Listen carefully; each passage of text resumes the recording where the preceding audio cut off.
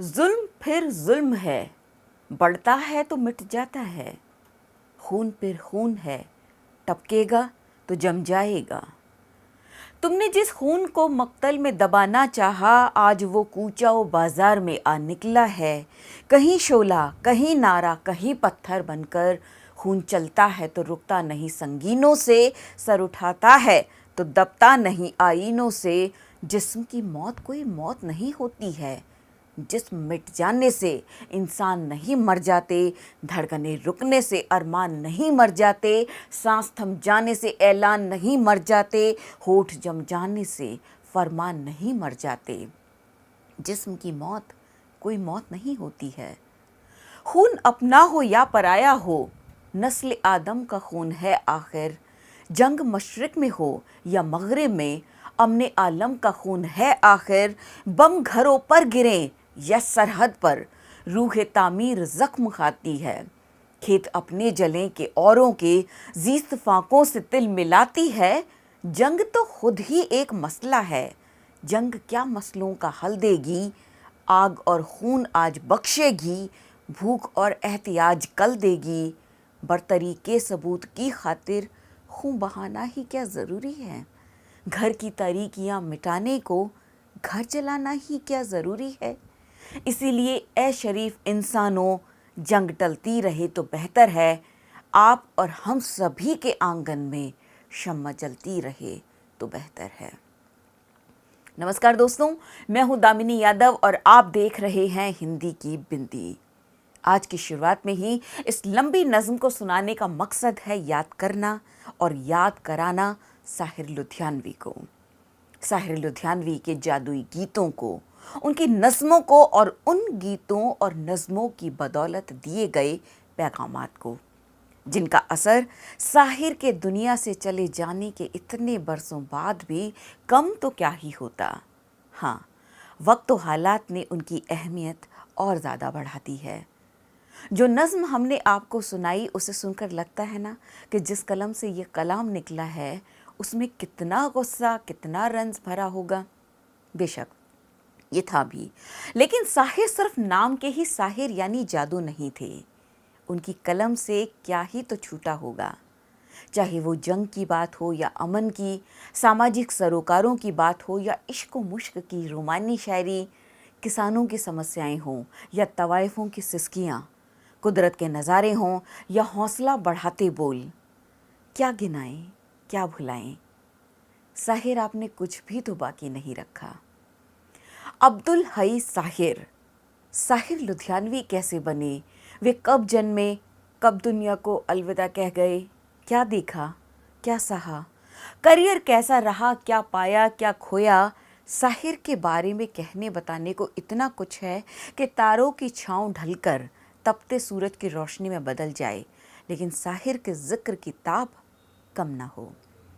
यूँ तो साहिर के बारे में जानने के हज़ार ज़रिए हैं, लेकिन अपने इस महबूब शायर की याद को आज हम ताज़ा कर रहे हैं गौहर रज़ा साहब के साथ, जो कि खुद जाने माने रचनाकार हैं, वैज्ञानिक हैं, सामाजिक सरोकारों से जुड़े हुए हैं।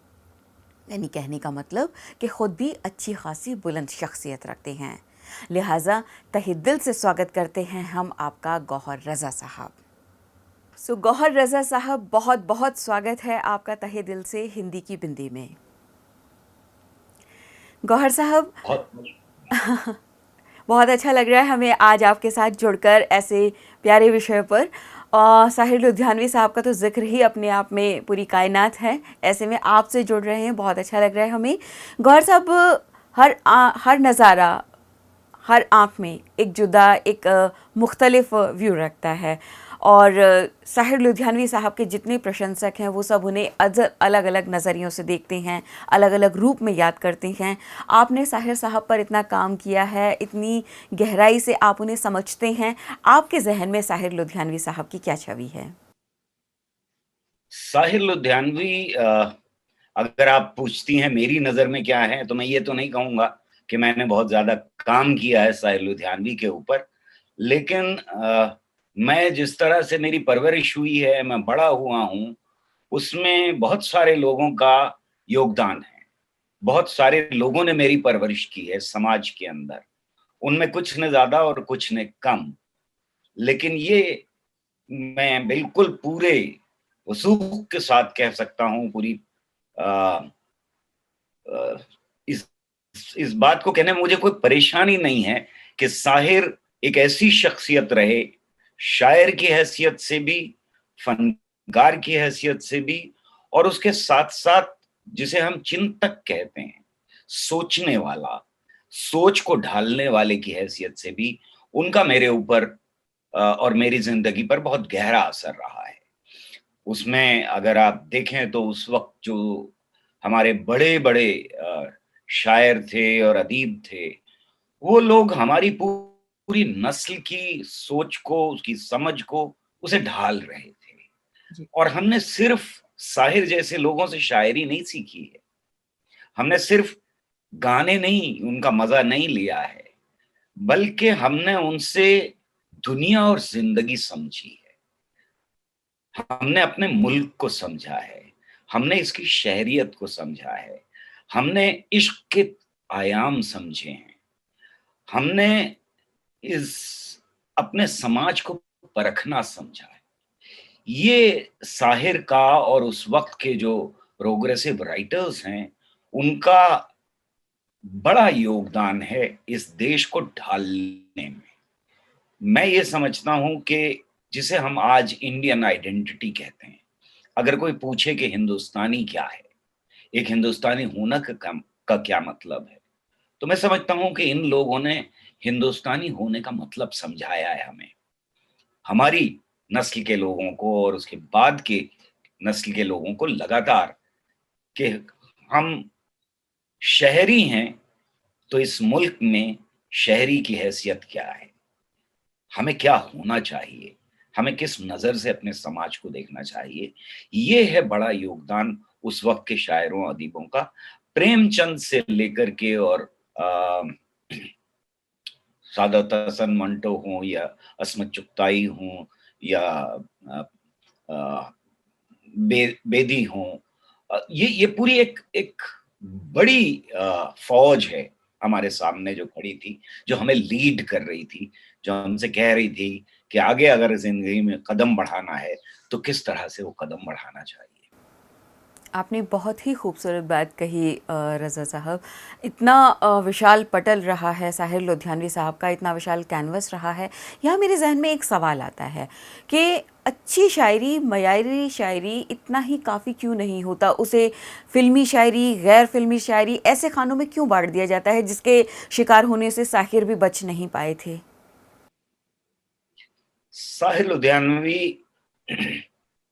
की शायरी की शुरुआत उनके कॉलेज डेज में, स्कूल डेज में बल्कि हो चुकी थी। जी। तो शुरुआत की शायरी जिसे वो खुद कहते हैं कि वो कच्ची शायरी थी, उन्होंने जब अपने टीचर को पहली बार अपनी एक नज्म दी थी तो उसका जवाब ये मिला था कि वजन के हिसाब से और जबान के मेयार से बिल्कुल सही है, पर ख्याल के लिहाज से कच्ची है। ये साहिर धीरे धीरे बड़े होते हैं और वो फिल्म इंडस्ट्री तक पहुंच जाते हैं। फिल्म इंडस्ट्री तक का सफर बड़ा लंबा सफर है, वो बहुत इंटरेस्टिंग कहानियां हैं।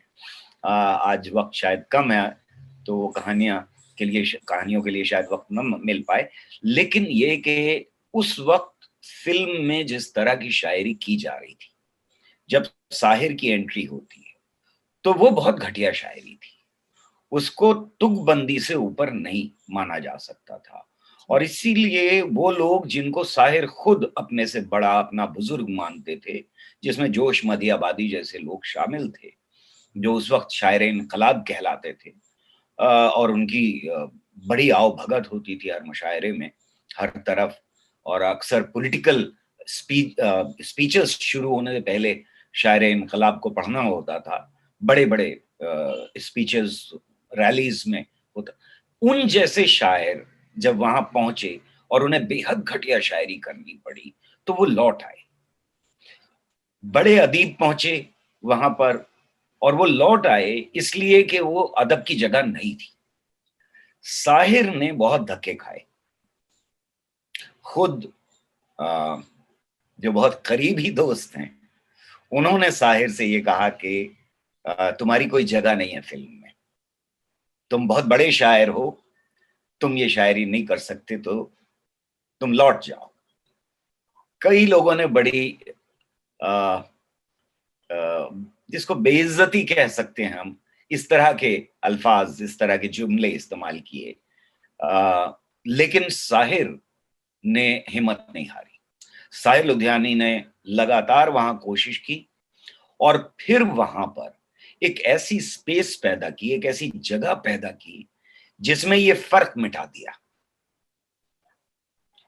अदब की शायरी और फिल्म की शायरी में फर्क मिटाने में पहला कदम जिसको मान सकते हैं, वो साहिर ने लिया है। उसके बाद कई शायर आए, बहुत बड़े शायर आए जिन्होंने लिखा, जो साहिर से भी उम्र में ज्यादा बड़े थे, और वो उनको PWA में लेकर के आए थे, ऐसे शुअरा हजरात थे। लेकिन ये चीज कि फिल्म के अंदर जो शायरी की जाए, वो शायरी वो हो सकती है जो बाहर हम शायर की हैसियत से करते हैं। अवाम तक खूबसूरत, बेहतरीन ख्यालात से लबरेज शायरी पर अवाम का हक है।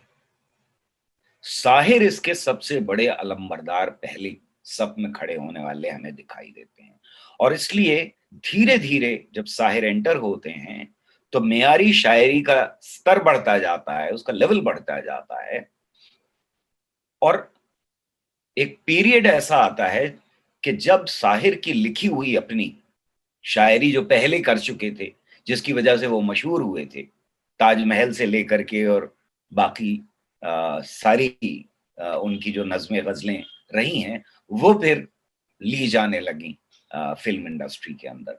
तो ये सफर लंबा सफर है, इसमें साहिर का एक बहुत बड़ा योगदान है कि इस डिफरेंस को उन्होंने मिटाने की पूरी तरह से कोशिश की। और इसकी वजह ये थी कि वो मार्क्सिज्म में यकीन रखते थे, वो इनकलाब में यकीन रखते थे, वो मजदूरों के दिल का दर्द जो है महसूस करने वाले शायर थे।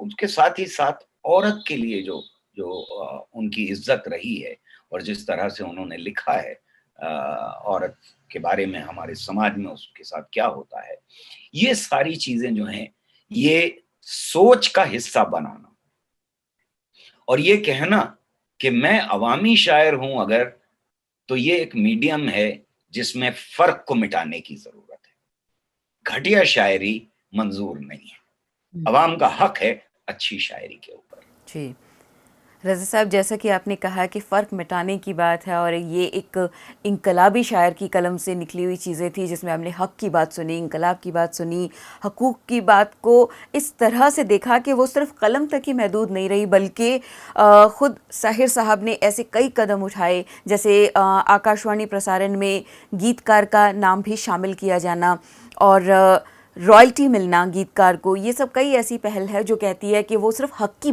बात नहीं करते थे, हक लेना भी जानते थे। हम चाहेंगे कि आप किसी बात से मतलब इस तरफ भी थोड़ी रोशनी डालें।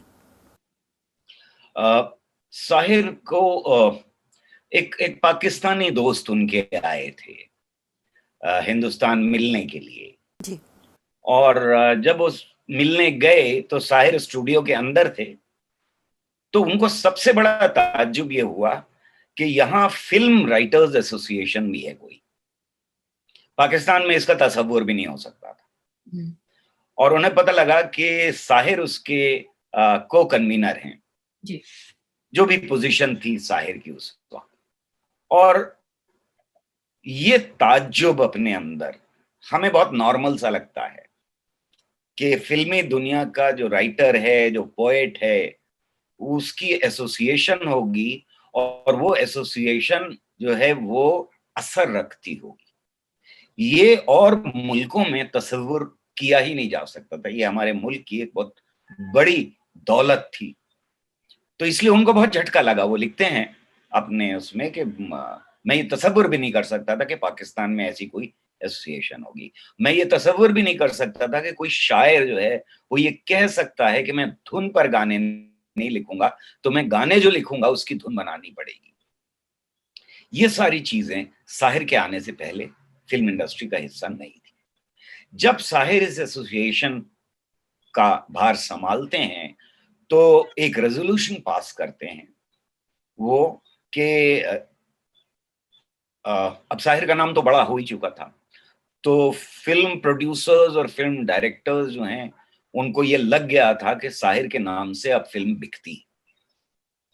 अगर वो साहिर के नाम से बिकती है तो पोस्टर के ऊपर फिल्मों के साहिर का लुधियानवी का नाम आने लगा था। लेकिन जाहिर है कि वो औकात कम ही समझी जाती थी। गाने ही तो लिखे हैं और क्या किया आपने फिल्म में, ये इस तरह से ट्रीटमेंट दिया जाता था। उसकी वजह से हमारा ऑल इंडिया रेडियो जो सबसे बड़ा मीडियम था गाने लोगों तक पहुंचाने का, हर एक जाहिर है कि वो तो फिल्म में नहीं देख सकता था, लेकिन गानों के सुनने को का तो हर एक हिंदुस्तानी को शौक है, तो उसकी पहुंच बहुत ज्यादा थी। लगभग 99% पॉपुलेशन जो है वो देश की निर्भर थी ऑल इंडिया रेडियो के ऊपर। और वहां सिर्फ नाम लिया जाता था फिल्म का, फिर वो नाम लिया जाने लगा गायक का।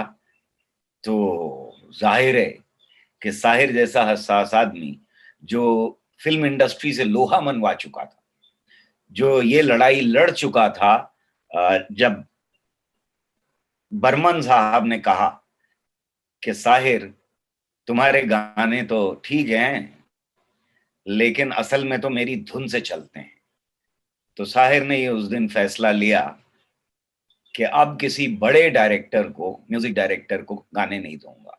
तो ये शर्त रही लगभग 1-1.5 साल 2 साल के नहीं दूंगा। और यही लता मंगेशकर के साथ हुआ। उनका इश्क था, बहुत सारे लोगों ने लिखा है, लता मंगेशकर से बहुत प्यार था, आपस में दोनों में बहुत दोस्ती थी, लेकिन किसी ने ये कह दिया कि साहिर साहब आप शायर तो बहुत अच्छे हैं, लेकिन अगर लता की आवाज ना हो तो आपके गाने चल नहीं सकते हैं। साहिर ने लगभग 2 साल तक लता को गाने नहीं दिए। शर्त ये होती थी कि गाने लता नहीं गाएंगी, कोई और गाएगा। यानी बर्मन साहब बाहर हो गए, लता मंगेशकर बाहर हो गई, तब जाहिर है कि फिल्म इंडस्ट्री को लोहा मानना ही पड़ा। कई ऐसी फिल्में हैं जिनके बारे में हमें पता लगता है कि साहिर के गाने तो बहुत मशहूर हैं, फिल्म फ्लॉप हो गई।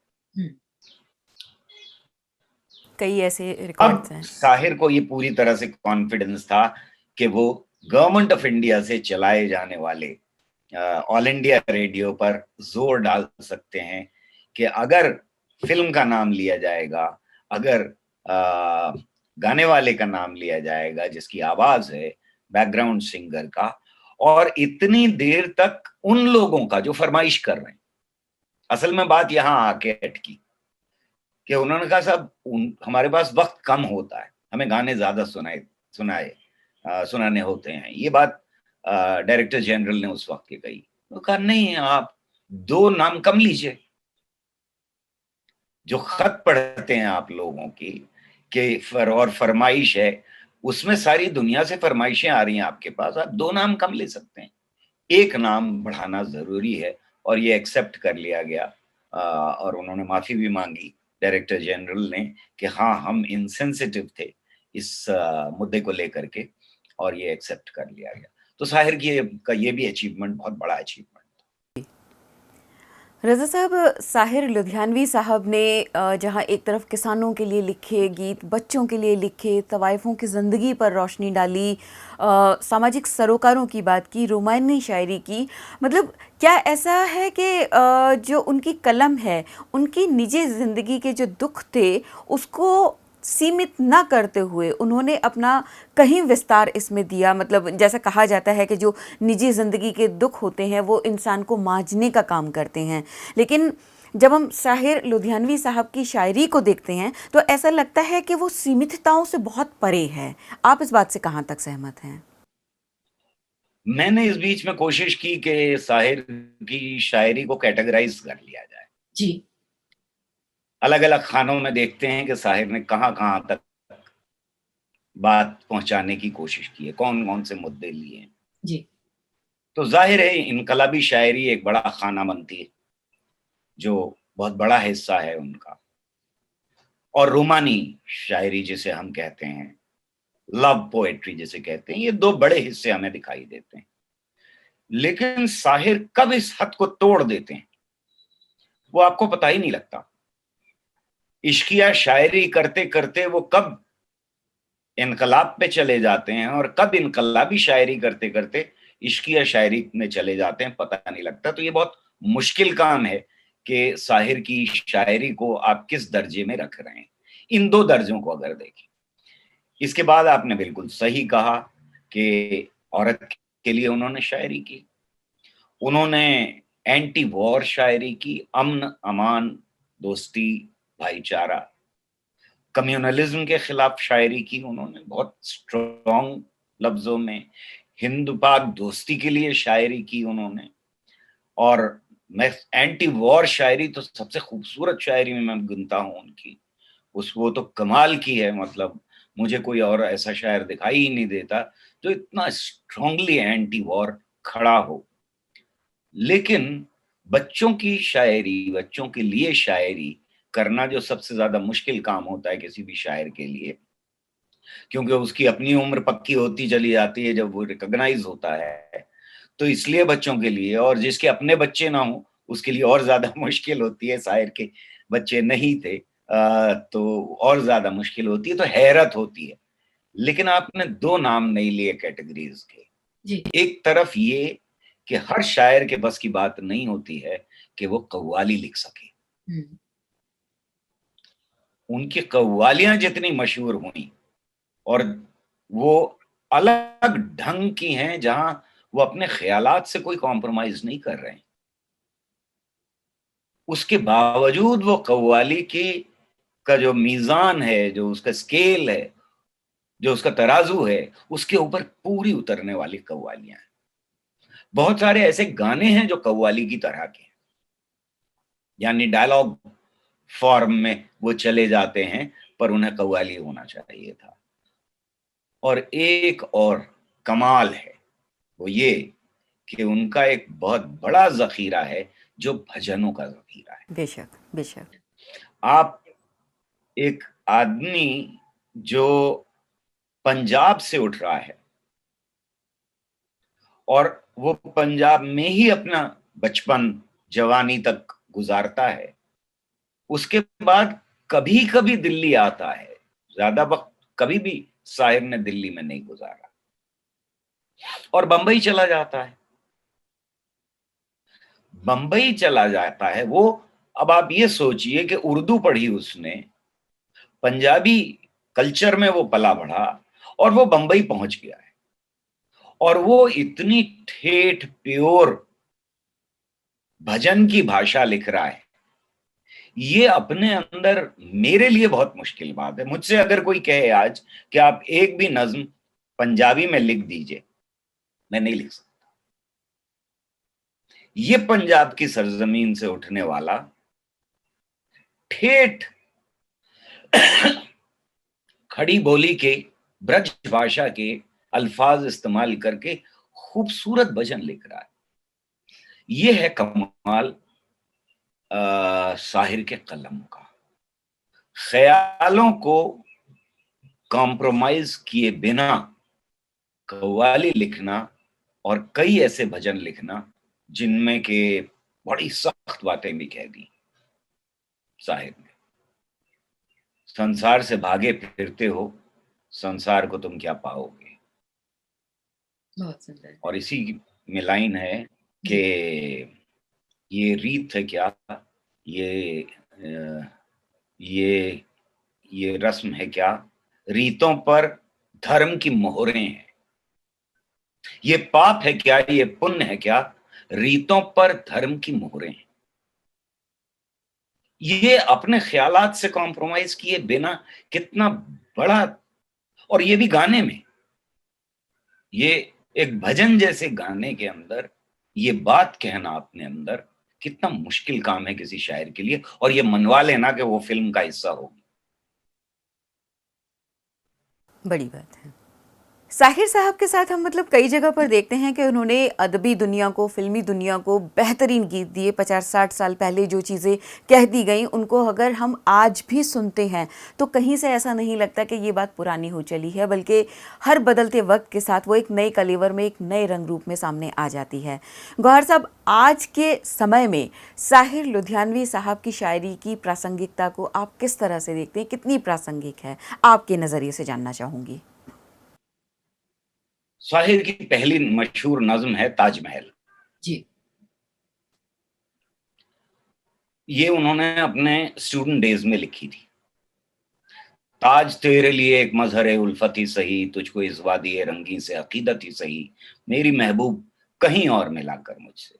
ये ऐसे शुरू होती है नज्म, जी। और फिर वो लंबी नज्म है, बहुत ज्यादा लंबी नहीं है लेकिन बहरहाल लंबी नज्म है। और आखिर में ये मुनक्कश दरो दीवार, ये मेहराब, ये ताक, एक शहंशाह ने दौलत का सहारा लेकर हम गरीबों की मोहब्बत का उड़ाया है मजाक, किस पे खत्म हो। एक तो इस नज्म ने, साहिर रहे होंगे 20-21 साल के, इससे ज्यादा उम्र नहीं थी। इस नज्म ने सारी अदब की दुनिया को दो हिस्सों में बांट दिया।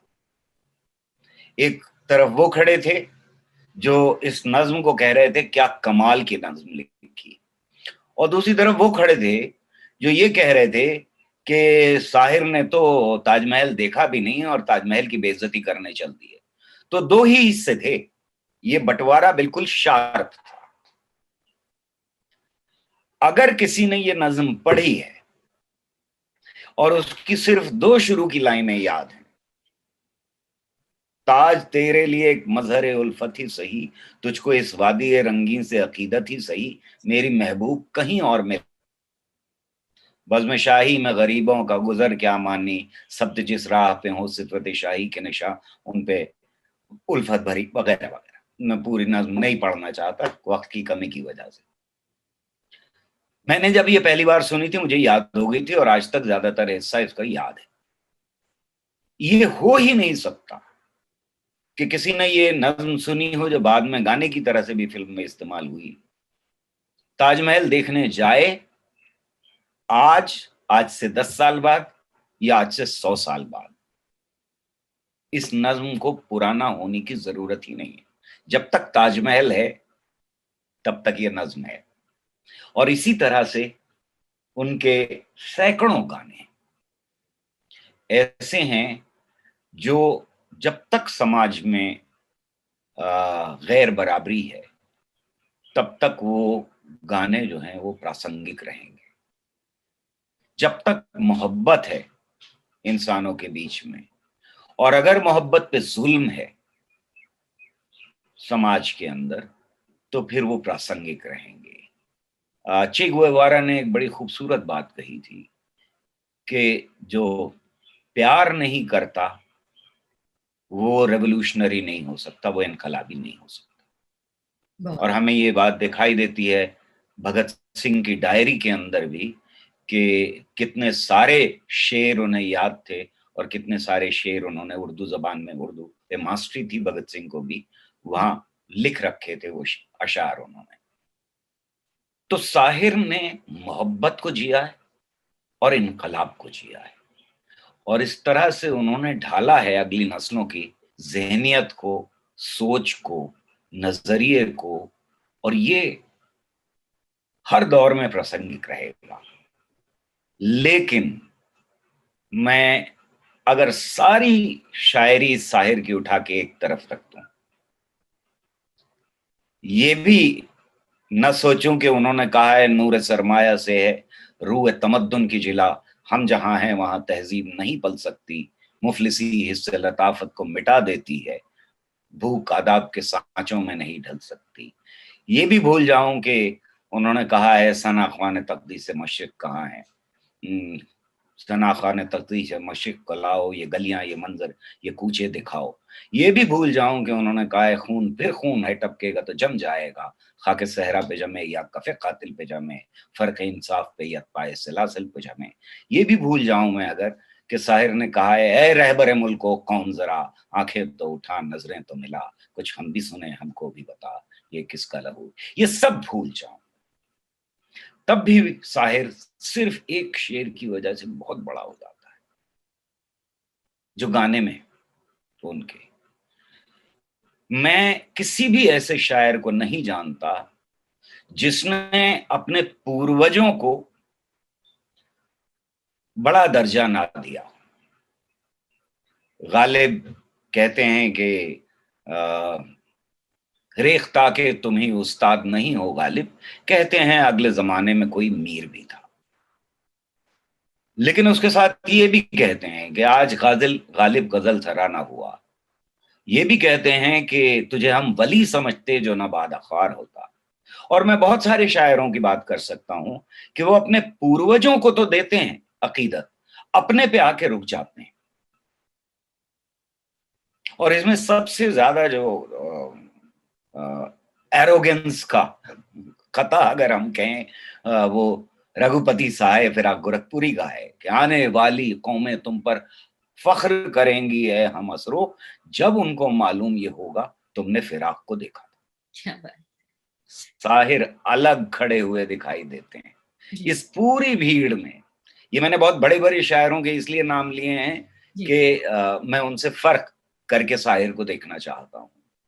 साहिर क्या कह रहे हैं? कल और आएंगे नगमों की खिलती कलियां चुनने वाले, मुझसे बेहतर कहने वाले, तुमसे बेहतर सुनने वाले।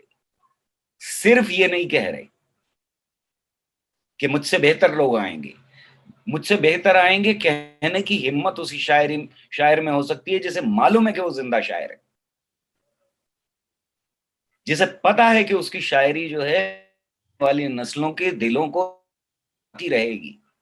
वही ये बात कह सकता है कि कल और आएंगे नगमों की खिलती कलियां चुनने वाले, मुझसे बेहतर कहने वाले। शायर कह रहे हैं बड़े क्लियरली, लेकिन उसके साथ कह रहे हैं तुमसे बेहतर सुनने वाले।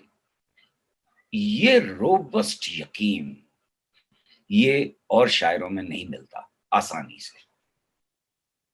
मैं यही बात कह रहा हूं कि अगर सिर्फ इतना कहा होता शायर, इस शायर ने, नौजवान शायर ने, तब भी मैं इसको बहुत बड़ा शायर मानता। बेशक साहिर लुधियानवी का जादू ऐसा है जो सर चढ़कर बोलता है, और वाकई हम भी मतलब साहिर के साहिर में गिरफ्त में आ गए हैं। और गौहर रज़ा साहब, आपने इतनी प्यारी और इतनी खूबसूरत बातें बताई हैं इस खूबसूरत शायर के बारे में कि हम जितना सुने उतना ही कम है। लेकिन फिर भी इस समंदर से आपने जितने मोती दिए उसके लिए आपका तहे दिल से बहुत बहुत शुक्रिया।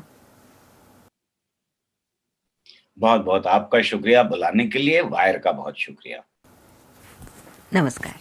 द वायर के और वीडियोस देखने के लिए सब्सक्राइब करें और बेल आइकन पर क्लिक करें। स्वतंत्र पत्रकारिता की आर्थिक मदद करने के लिए डिस्क्रिप्शन में दिए गए लिंक पर जाएं और अपनी राशि चुनें।